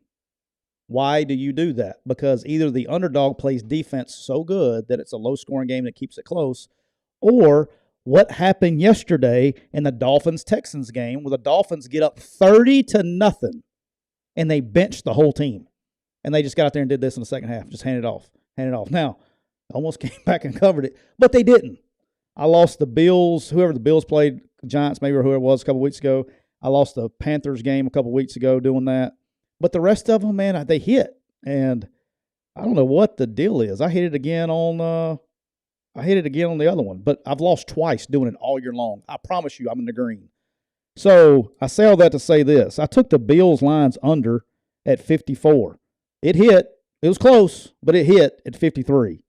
I took the Dolphins-Texans under at 46. It was close, but it hit at 45. And then I had the Chiefs and Rams under at 44, and it's 26-10. Again, it hit. And so I take the Commanders at -4 versus the Falcons. I backdoored McCready the hell out of it. I got lucky on that one. Did you see the ending of that game? Which one? Falcons and Commanders. No. Falcons they're up 19-13. The Commanders are. Falcons throw a pick in the end zone at like 40 seconds to go try to win the game. And then our Bengals went to Tennessee and took care of business without Jamar Chase or Mixon. I got to tell you, he doesn't get the credit for it. We'll start talking a lot of NFL here as December gets here. I don't know that people fully appreciate how good Joe Burrow is. he gets overshadowed by Josh Allen and Mahomes. And they're great. And they are. And they're both great players. I mean, Patrick Mahomes. They deserve it. Patrick Mahomes is special. But I don't think people fully grasp how charismatic, calm, how much of a leader Joe Burrow is. It is just it oozes out of him on the screen. Like, dude, I don't know. He's been good the whole. I mean, the guy.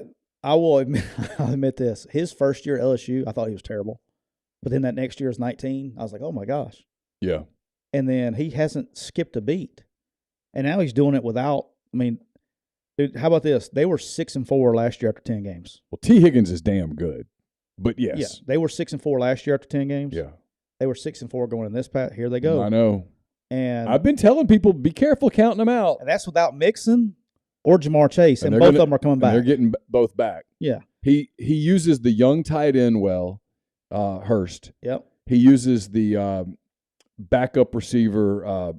He's kind of become a favorite target of his. I can't think of his name.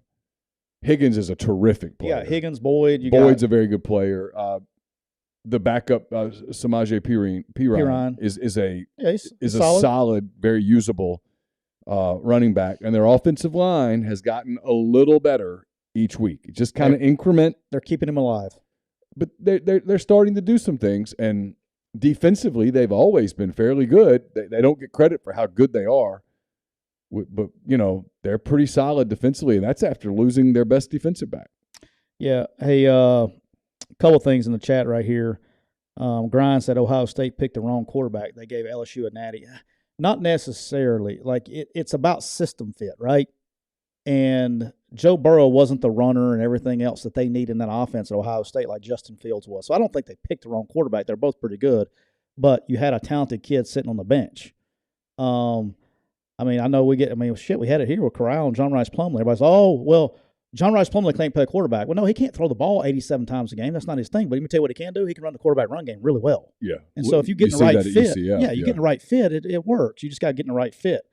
And Grind, I know you're watching, which Robbie Ashford is going to be Helen Freese's offense, but you also know why we had Robbie Ashford as a quarterback commit in Rich Rod's offense. Now that you see him running on Saturdays. Yeah. I mean, that's what it's, you got to get the right fit for what you're doing on offense. That's actually more important than just picking players. This is about fit. And then the other thing, what I see up there, he says, what about the dude, Reg Size Ben says, what about the dude coming in and replacing Zach Wilson? He was fired. Yeah, he did a good job, and I think Mike White. What's my guy, head coach? What's how you pronounce head coach of the Jets? I'm going blank. Salah. He said the best line yesterday. He made the easy look easy. Yeah. Zach Wilson's talented, man. I mean, he is uber talented. He'll be fine, but I don't know what's going on with him. But last couple of weeks, he's been doing you got to take the easy throws. It's the opposite of Joe Burrow too. There's something about leadership, and Zach Wilson's going to have to figure out something about that RBF that he's got going on. Like you got to look more of a leader. You got to be more of a leader as a quarterback. You got to be more of a leader as a quarterback. You do. If you watch it in the NFL, man, you got to be your offensive line has to want to fight for you. The running back has to want to fight for that extra yard. Receivers got to be willing to lay their bodies out. And there's guys that do it for certain guys, and they get rewarded. They want that quarterback feedback. How much? Let me ask you a question. It's part of the game. How much does that media market hurt young quarterbacks? Oh, it's tough. It's why people don't fully appreciate how great Eli Manning was. You know what I'm saying? Market. Yeah, there's been a lot of quarterbacks come through there and die. Well, because if you're not great right away, they just eat you alive. Right. How much of that is on Zach Wilson is my concern, or not my concern, my wonder. I don't know. Because he's young and he's not mature enough. I mean, same thing. Like everybody's like the same thing with Sam Darnold, right? Like everybody's like killing the guy. The guy was freaking like 20-something years old. I mean, like Hendon Hooker and Stetson Bennett are like 3 years older than the guy. I mean, well, it takes a certain type, you know what I mean, like to thrive in that environment. But anyway, your Seahawks let you down. That was your one NFL loss yesterday. Yeah, Raiders played really well. They did. Did you see the walk-off 86-yarder? Yeah.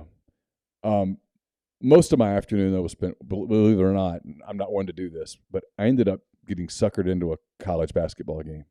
I had watched Ole Miss and Oklahoma because that was my job. Did you watch the Alabama game? I did.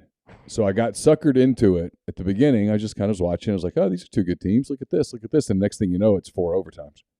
What a basketball game. Dude, Alabama's like legit. No, Alabama's a national contender. Legit. Yes. Like I went and watched. I told you I went and watched Ole Miss play, Mm-hmm. and I was like, Yeah. okay. Like, we're not the SEC play yet, but dude, they're pretty good. Yeah. They're better than what they were. They're much better than I thought they would be. And they're better than what they were last year. Yes. In my opinion. It appears so. But Bama. The league. I mean, the league has some good teams. League's got some good teams. Yeah. Really the only one that's come off struggling a little bit is Texas A&M, right? I don't know. I think they've dropped. I haven't uber focused on it. I've watched Tennessee play. I've watched Alabama play.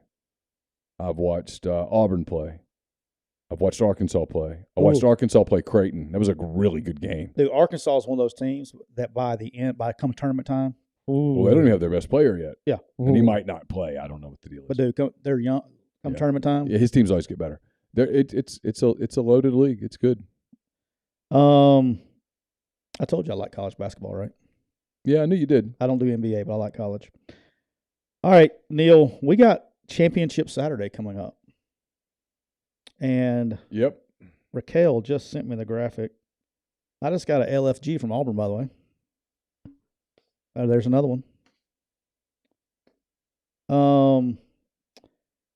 We got 7 Quick U teams in championship weekend this weekend. Is that right? Yeah. So we got. Who all you got? Georgia, LSU. So we're gonna have the SEC champ. Clemson, North Carolina. We got Central Florida, Troy, and Kansas State. So we got 7 Quick U teams. Oh, that's pretty good. Congratulations. Yeah, I'm excited. It's good for the first year. We could have 5 conference champions if they all win.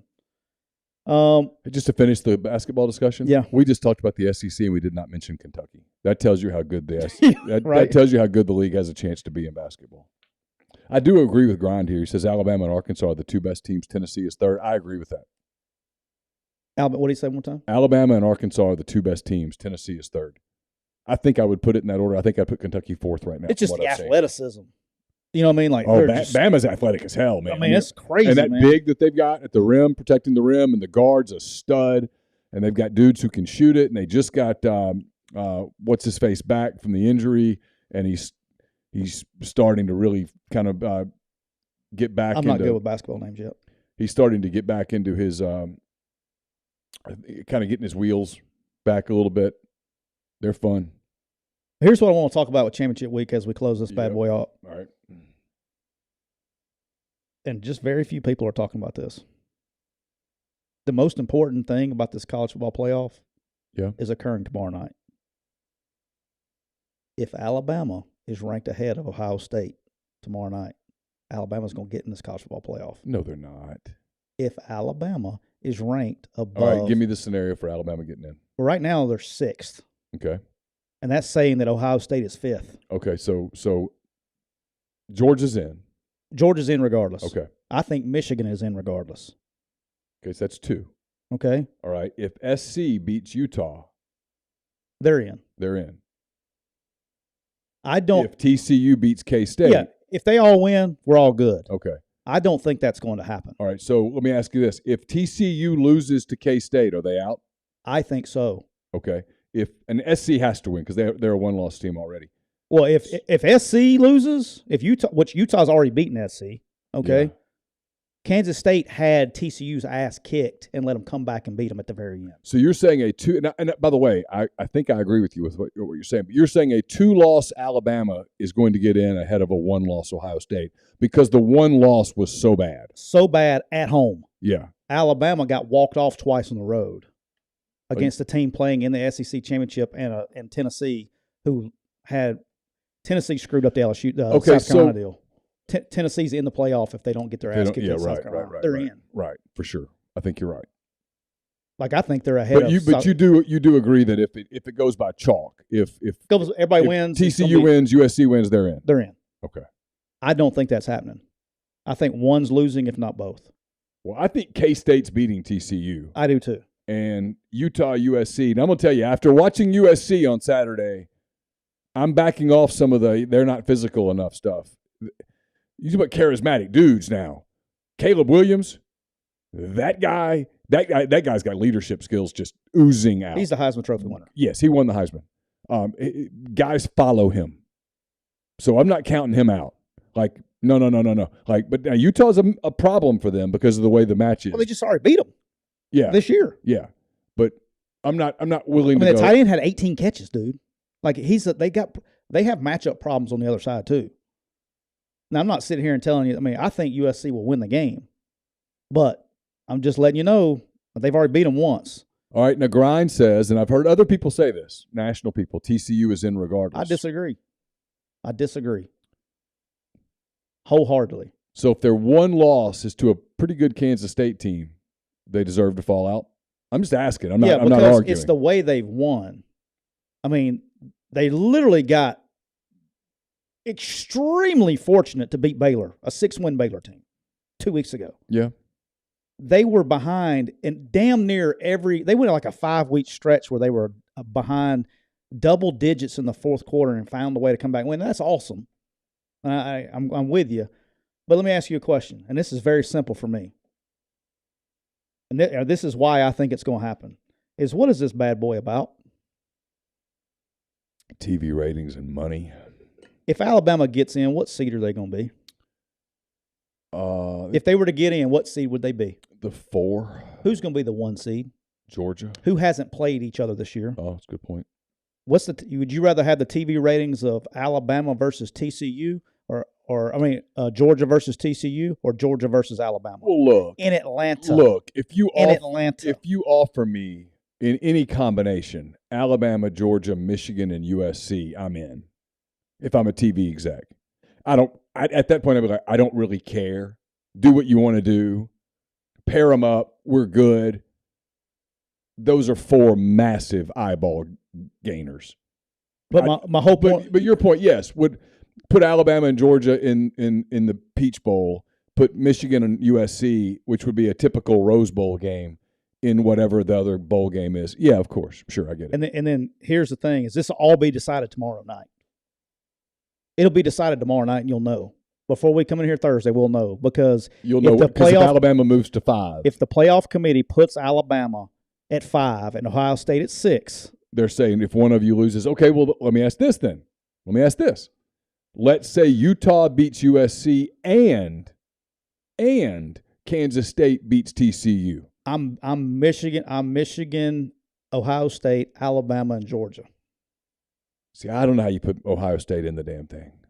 I think because they're better than TCU, and that's the whole point of having a committee is that. So now I'm going to have Georgia, Ohio State. If we want to do it by computers, we didn't need the committee. And I'd have Alabama, Michigan. At that point, it's a shit show, and so let's just get the best TV ratings. But TCU over if TCU loses, and the discussion is, do we put TCU in? First of all, USC loses are out. But let's say it's the TCU's the one that loses, okay? Yep. And you got a 1-loss TCU, a 1-loss Ohio State, and a 2-loss Alabama. TCU's not winning that one because it's a committee. They're about TV ratings. Whether it's Alabama or Ohio State, the name is getting in. Right. Because it's just how it's going to be. And you can look at strength of schedule. You can do all kinds of stuff. But TCU's won a lot of close games, man, to some teams. Let me ask you a question. Yep. Is TCU undefeated if they're playing in the SEC? No. So that you see what I'm saying? Like, yeah, I mean, look, I get it. If TCU plays Ohio State, who's winning? What's the line? Ohio State by 11.5? If TCU plays Ohio State on a neutral site? 11.5? It's probably not quite that high, but it's 8.5, 9.5. I mean, that's why they have What's a the committee. Alabama-Ohio State line if they played? Neutral site. Oof. Indoors. Bama -2? That or a pick 'em. I mean, it'd be tight. But Ohio State's played close games too now. You know what I mean? The last 4 or 5 weeks, if you look at like the pattern, they haven't been playing all that great. And look, how about this? Would you want to play Alabama after people have been shitting on them for about a month, and all of a sudden they get a new lease on life? Well, and Bryce gets a chance to be fully healthy. No, I mean, no, they'd be tough. They'd be a tough out. I wouldn't want to play them. You know, I'd like Michigan's chances against them because I think Michigan could just out-physical them. I didn't watch Alabama that day and think that was the most physical team in the world. I mean, I was not blown away. I was not blown away by Alabama when I saw them in person. Eyeball test, I agree with you. The only thing I can't get out of my head is the Orange Bowl last year. Yeah, Michigan just looks so much better this year than last year. But you're right. I still can't get it out of my head. I understand. They were out-athleted. They were out-physical. They didn't look like they belonged on the field. Yeah, no, you're right. I just can't get that out of my head. I shouldn't. You know, last year, this year, and everybody's like, oh, well, they didn't have this. Well, you had Aiden Hutchinson on defensive line, and how about this? Aiden Hutchinson was on your defensive line, and he was irrelevant because he spent the entire game on the back of his head. Now, on Sundays, he is dominating. He is having a hell of a rookie year. He's a special player. So what does that tell you? I know. You know what I'm saying? Like, the guy has more success in the National Football League than he did in the Orange Bowl. I don't. I'll be honest though, and the more I'm just thinking out loud, I have if a 2-loss non-SEC didn't even win their division team gets into the playoff on 4 teams, it's kind of cheap. I don't disagree with you. Yeah, I mean at all. So I guess what I'm saying is if I'm sitting in the room at some point between now and tomorrow, it's like, hey guys, this is not a good idea. This is us just saying the very quiet part way out loud that this whole thing's basically just about nothing but money and nothing but ratings. We've always been saying it's not about that. Well, now you're saying it is. And then if I'm them, I'm like, please, dear, sweet baby Jesus, 8-pound, 6-ounce baby Jesus. Please let USC and TCU win. Just let them win. Just let them win. All right, I got one more scenario I want to put past you. All right. I'm so interested in your answer on this one. Okay. Let's say USC, just one of the two, USC or TCU loses. Okay. Just one of them. All right. And then LSU beats Georgia. What do you do with LSU? It's a 3-loss team. They will be a SEC champion, 3-loss team. You let them play in one of the Access Bowls. With a win, but listen, with a win versus number 1. Yep. Versus number 5. Yep. Versus, what's Tennessee? Was that 10 last week? But they got throttled by a 2-6 but you got Texas 3 top 10 wins. Yeah, I know. But you have 2. No, they lost to Tennessee. I'm sorry. You have 2 top 10 wins. 2 top 10 wins, and you have 1 loss that's kind of with Florida State and 1 loss that's inexcusable. Championship teams that deserve a shot to play for the championship don't go to College Station on the last week of the season and get throttled. Is there a scenario? Okay, this was our other discussion this morning. It's fascinating. Is there a scenario where the SEC champion, LSU wins, and 2 SEC teams get in the playoffs that they beat? No. 3-loss LSU, even beating Georgia, all that does is they go, okay, go to the Sugar Bowl. Congratulations. Go. Have fun. You like it there. Go. It's your game. You earned that. They would have earned an Access Bowl. They would go to New Orleans, they go to the Sugar, and they'd play, and it'd be a big party, and everybody would drink, and that's fine. But no. No. Absolutely not. There's no path for LSU to the championship. Last question. Who are your 4 teams? Who are Neal McCready's committee? 4 teams. If LSU wins, Purdue wins, Utah wins, and Kansas State wins. First of all, sign me up for that chaos. Okay, I mean, I'm in. Who are my teams? All right, Michigan's in. No order, just Michigan's in. Okay. Georgia's still in. Okay. Now you got a 2-loss USC that didn't win the title. Yeah, they're out. You got a 1-loss TCU that didn't win the title.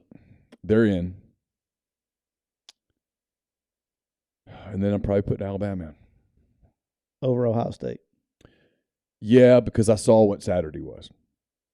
Okay, now here's my next question. You have a one-loss TCU, who their loss is to Kansas State, and you have a one-loss Ohio State that their loss is to Michigan. Are you putting them in ahead of Ohio State? They got throttled. I just can't get past the you got throttled at home. I know, but they pretty much controlled every game until that one. Oh, that shouldn't say that. Not really. But who did they not control the game against? Penn State? I'm not counting the Northwestern game. Illinois. When Illinois closed? Illinois, yeah. Played a couple of close games. I mean, look, they're fine. Like, when you watch them against a quality opponent, you would put TCU in ahead of Ohio State? Probably. The Big 12 was pretty good this year. The Big Big 10 wasn't. You're just trying to get all the Michigan fans back on your side? No. Okay. I wouldn't even think about that. But the Big 10 wasn't great this year. The Big 12 was pretty good this year. The Big 12 had a bunch of good teams. I don't know that you could say that about the Big 10. I mean, the Big 10 had Michigan's a stud team. Yeah, Michigan, Ohio State's Ohio good. State, elite.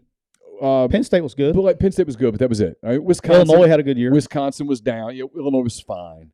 Wisconsin was good. Yeah, but Wisconsin down. All in all, Illinois was just fine. Wisconsin was down. Iowa was down. Purdue was fine. I mean, there were some bad teams. Yeah, Drew M says Michigan State sucked. Drew M says if they put Alabama in the playoffs, that will certify Alabama and SEC bias. I couldn't imagine. Well, I'm here for it though. I like it. Yeah. Maryland was fine. I think he's the most underrated coach in the country right now. I know you do. I love me some Locks. Yep. He needs to get somewhere where he can do some damage. How old is he now? Mid-50s? I'd be guessing. I'm imagining, yeah. But I love Loxley, man.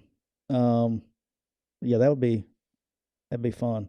So what's your gut? All right, well, let me ask you this. Just play the game. All right, let's play the game. Why, if all of that happens, why would Alabama get in over Tennessee? Tennessee won. Because Tennessee got embarrassed at South Carolina. But I'm with you. Okay. Like I don't. It's why we need 12 teams. Yes. We need 12 teams. All right, we have a 12-team playoff. How many SEC teams are in the 12-team playoff this year? Bama, Georgia, Tennessee. Does LSU get in with 3 losses? Let's say they win Saturday. Yeah, they'd get in. If they lose, no, because it'd be 4 losses. Right.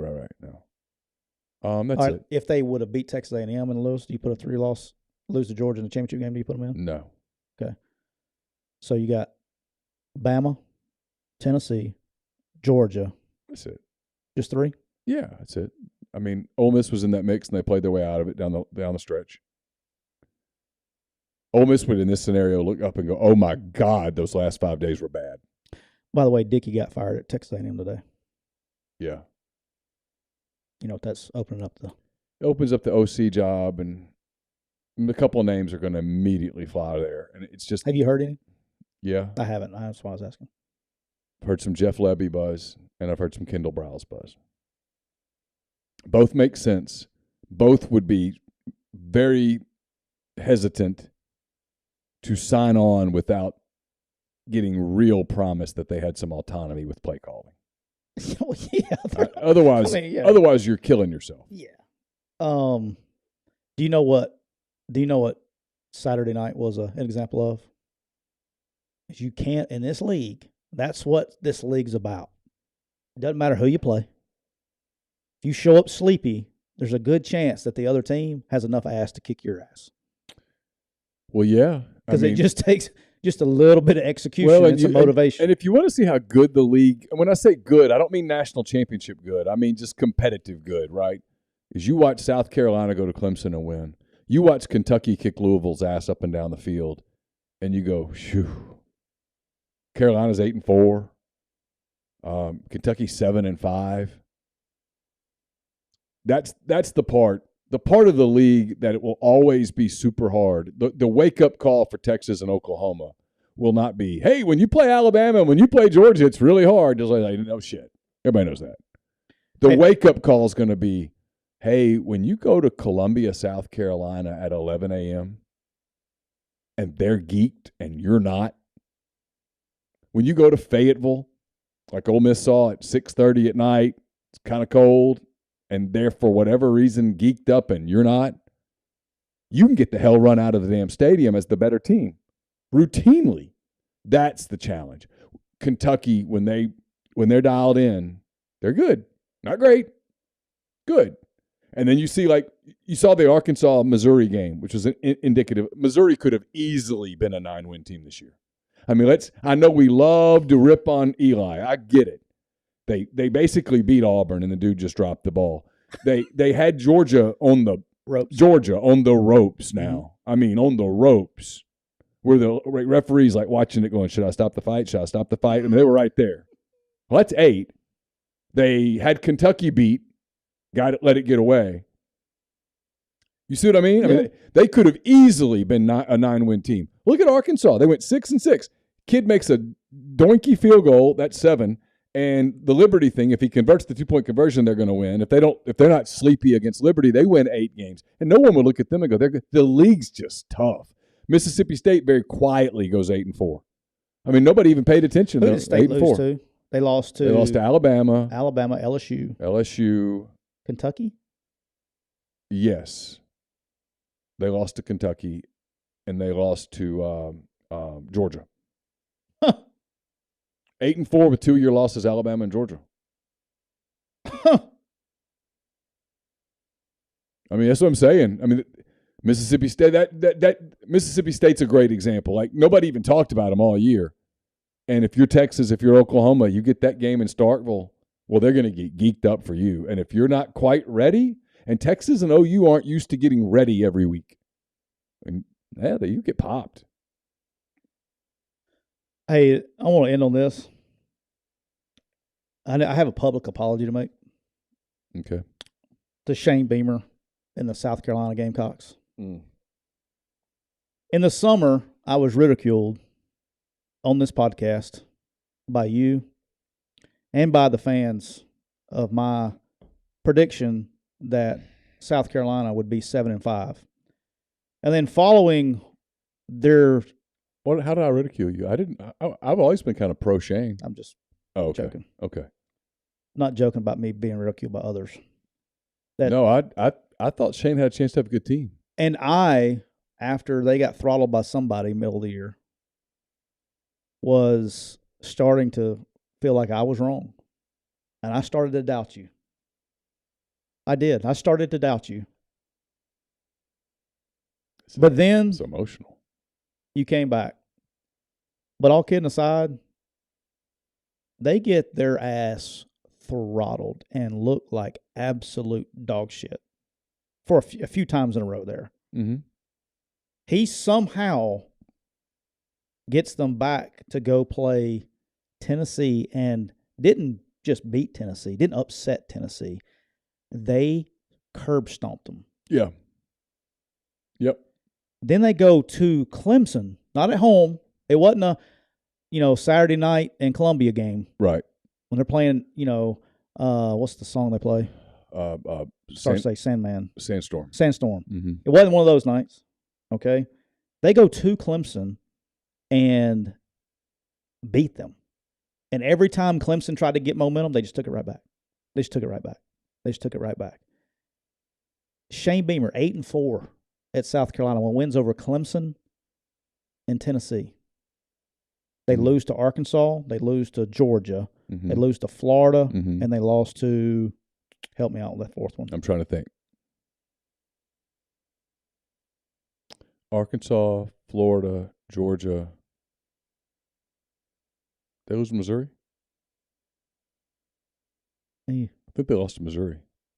I think you're right. I don't know. Somebody will help us out in the chat. But my point is this, is he went 6-6, got to a bowl game, won the bowl game with 7-6. Mm-hmm. It's 8-4. Guess what else they got going for them? NIL. Tons of it. No, they got a chance. I've compared them to Ole Miss because I think there's a lot of similarities. They've got a chance. And the difference now, and this is where Lane's going to have to cross this bridge at Ole Miss. The difference is it helps to have a coach who's completely bought in publicly the way that Shane is. Shane, this is kind of Shane's one of his dream jobs. I mean, he wanted this job. He's got it. Like, he's not leaving. Dude, He's got. I mean, Yeah, he got a bump, by the way, well, in last week. he's super popular there. He's very charismatic. They love him. He's brought energy back to him, and now to go beat Clemson, because it'd been a minute since they'd even been competitive with Clemson. Yeah, and to come a back long minute. For them to come back, because they looked like at the beginning it's like, oh boy, it's another one of those games. They came rolling back and kind of felt like two ships in the night a little bit, and he gets it going now. That's a place. That's an interesting place. I'm just telling you, that's an interesting place if you can get it rolling. Now they got another step to take, but it's like going into the next season, they're one of the interesting programs, not teams, programs where you go, maybe. Yeah. Because they got a lot of NIL going for them. I also do have to say this. I do call a spade a spade. I was wrong in the preseason. I thought Texas A&M would be good. They were not. And I thought Auburn would be better than they were, and they were not. No. So those were my two wrongs. I think the ones I was right. I was right on LSU. I was right on South Carolina. Yeah. I didn't say anything about Florida because I didn't know. Billy's gonna be fine. Somebody asked me how's Billy. Like, dude. Oh, he's fine. People that too say early, that too early to judge. Yeah, Nick Saban went 6-6 in his first year. He's got a lot of change going on. They're recruiting their ass off. They got NIL figured out too, boss. Yeah, no, they have a lot going on. They're gonna be fine. I was wrong on how good's the East gonna be with Tennessee, Florida, South Carolina merging, and Georgia. Now you're fixing to get this East-West swing. Yeah, it's gonna be tough. I was wrong on A&M. I thought they'd be good. They weren't. I was wrong with Arkansas too. I thought they would be better. I thought they would win. I think they're good. I just think they lost some games. I thought they would be an 8-win team. They weren't. They let the Texas A&M game haunt them for way too long. I was right on Ole Miss. I had 8-4. I was wrong by what, 1 game, 2 games on them. I didn't think they would win a game when they started that stretch, the end of the stretch. I thought Texas A&M was better, but I didn't think they would win that game. I was wrong on Mississippi State. I didn't think Mississippi State would be a good team, and they were. They were a good team. They were better. I thought they were going to be. I thought 7 games, but I think they're even better than the record now. I think they're more of a. They're better than I thought they were going to be. Yeah. All right. Hey, real quick, super quick. Steelers at Colts. Colts -2 tonight. Colts been playing pretty well lately. Am I wrong on this? I think it's big time Colts. Easy Colts pick. I'm betting on it. Yeah, I think so. Pittsburgh's a good team though. Young team. I like the young quarterback. Pick it. I am. How about this? Because I went back and looked. I am 19-3-1 on all my bets in the National Football League in the last 3 weeks. I'm aware. No, I'm talking about personal and podcast. 19-3-1. That's good. I lost the Chargers game last night. I took the Chargers -2.5, and they got beat. That was one of my losses. Yeah. Only game I thought they would win. Yeah, only game of the weekend. They did win. They just didn't cover. Oh. Went for 2. That's right. 25-24. I saw that. Yep. I'm taking the Colts -2 tonight. All right, we're going to roll. Thanks to everybody for being in the stream with us. Thanks to everybody listening to the show. Please hit the like button, subscribe. Don't forget, we're brought to you by Rain Total Body Fuel. People at Rain have been awesome to us. The whole road to Boise trip and everything, people at Rain made that possible. So we'll be back on Thursday. Get ready. War Eagle, fly down. Jeez. Hey. I shouldn't say it. Ever to conquer, never to yield. Will Hugh lead the prayer circle? Dude, he's going to do great. He's going to do great. I can't wait. He didn't do a prayer circle at Ole Miss. Will he do one at Auburn? What's a prayer circle? I hear hear that a lot. It's kind of a running joke. Oh. I used to just point out that Auburn did this prayer circle, and all the beat writers would take pictures of it and tweet it out. And it was like, what? Oh, when they come on the state in the field? Yeah. Every team in America does that. No, they don't. Dude, I'll bet you. I've covered Ole Miss for 15 years. I've yet to see them do a prayer circle when they show up. I've yet to see it. Not one time. I've seen it when I was here. No, they didn't. Our team did it. The whole team in a big circle? No, just the guys that went on the field. Oh, a handful of guys. Yeah. Yeah. No, this was like a big thing. Oh, like a whole team? Yeah, I've seen that before. That's not unique to Auburn. Yeah. Anyway, all right, we're going to roll. Be back on Thursday with another edition of McCready and Siskey, powered by Rain Total Body Fuel. Until then, for Tyler, give 'em hell. I'm Neal. See ya.